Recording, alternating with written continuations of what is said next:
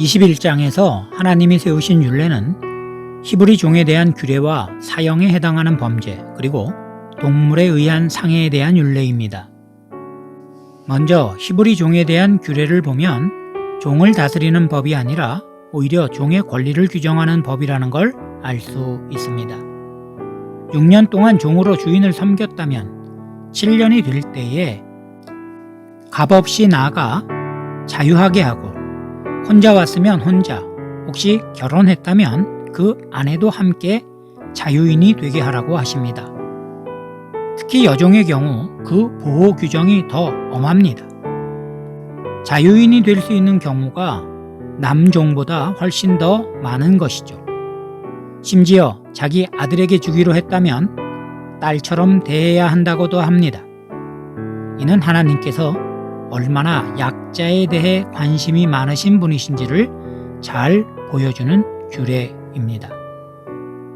두 번째, 사형에 해당하는 규례 중에는 그 유명한 동해복수법, 즉 생명은 생명으로, 눈은 눈으로, 이는 이로, 손은 손으로, 발은 발로, 된 것은 된 것으로, 상하게 한 것은 상함으로, 때린 것은 때림으로 갚을지니라 라고 말씀하신 것에 의한 것입니다. 지금 우리의 가치관과는 많이 다르지만 당시 고대인들은 힘 있는 자들에게 자기의 억울함을 갚을 방법이 없었습니다. 그냥 당할 수밖에 없었죠. 하나님은 이를 통해 단순히 법 앞에 평등한 것이 아니라 이 법을 세운 주체인 하나님 앞에 만민이 평등함을 말씀하고 계신 것입니다. 세 번째, 동물에 의한 상해에 대한 규례에 대한 것은 좀 더 구체적으로 일상생활에서 일어나는 사건들을 다루는 구체적인 법규를 제시하고 있죠. 하나님께서 저 하늘나라에서 뒷짐지시고 우리를 바라보는 분이 아니시라 우리의 삶에 관심을 갖고 직접 개입하시며 우리를 인도하시려는 분이심을 스스로 보여주신 법인 것입니다. 이 말씀의 해설을 기억하며 이제 말씀을 들어보겠습니다. 21장. 네가 백성 앞에 세울 법규는 이러하니라.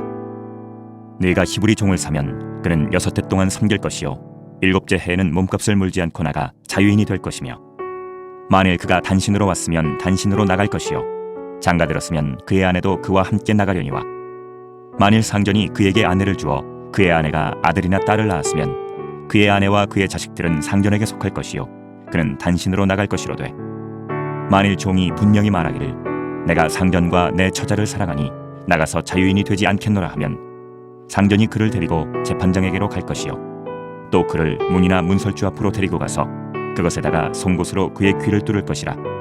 그는 종신토록 그 상전을 섬기리라.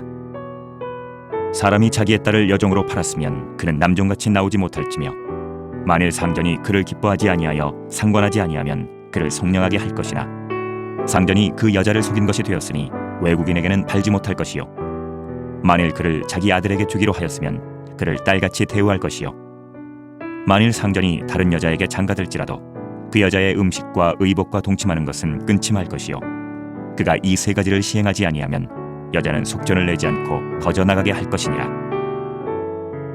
사람을 쳐 죽인 자는 반드시 죽일 것이나, 만일 사람이 고의적으로 한 것이 아니라 나 하나님이 사람을 그의 손에 넘긴 것이면 내가 그를 위하여 한 곳을 정하리니 그 사람이 그리로 도망할 것이며, 사람이 그의 이웃을 고의로 죽였으면 너는 그를 내 제단에서라도 잡아내려 죽일지니라. 자기 아버지나 어머니를 치는 자는 반드시 죽일지니라. 사람을 납치한 자가 그 사람을 팔았든지 자기 수하에 두었든지 그를 반드시 죽일지니라. 자기의 아버지나 어머니를 저주하는 자는 반드시 죽일지니라.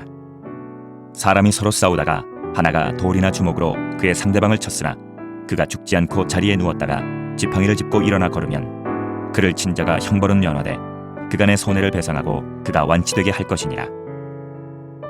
사람이 매로 그 남종이나 여종을 쳐서 당장에 죽으면 반드시 형벌을 받으려니와, 그가 하루나 이틀을 연명하면 형벌을 면하리니 그는 상전의 재산임이라.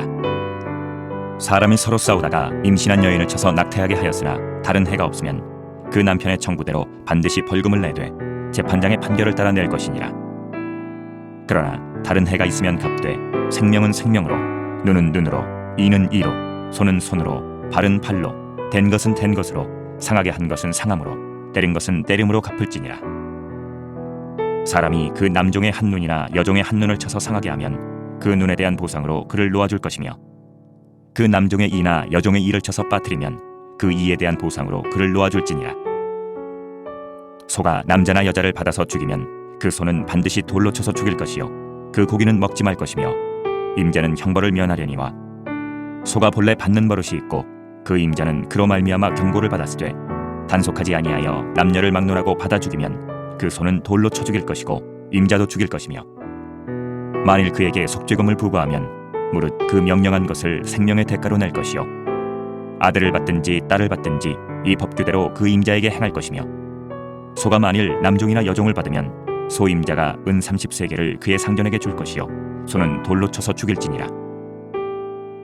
사람이 구덩이를 열어두거나 구덩이를 파고 덮지 아니하므로 소나 나귀가 거기에 빠지면 그 구덩이 주인이 잘 보상하여 짐승의 임자에게 돈을 줄 것이요 죽은 것은 그가 차지할 것이니라. 이 사람의 소가 저 사람의 소를 받아 죽이면 살아있는 소를 팔아 그 값을 반으로 나누고 또한 죽은 것도 반으로 나누려니와, 그 소가 본래 받는 버릇이 있는 줄을 알고도 그 임자가 단속하지 아니하였으면 그는 소로 소를 갚을 것이요 죽은 것은 그가 차지할지니라. 오늘은 우리를 사랑하시어서 우리의 삶의 모든 부분에 개입하시고 인도하시는 하나님을 의지하여 오늘 하루도 주의 은혜를 누리며 살아가게 하옵소서 하는 기도의 제목으로 잠시 기도하겠습니다.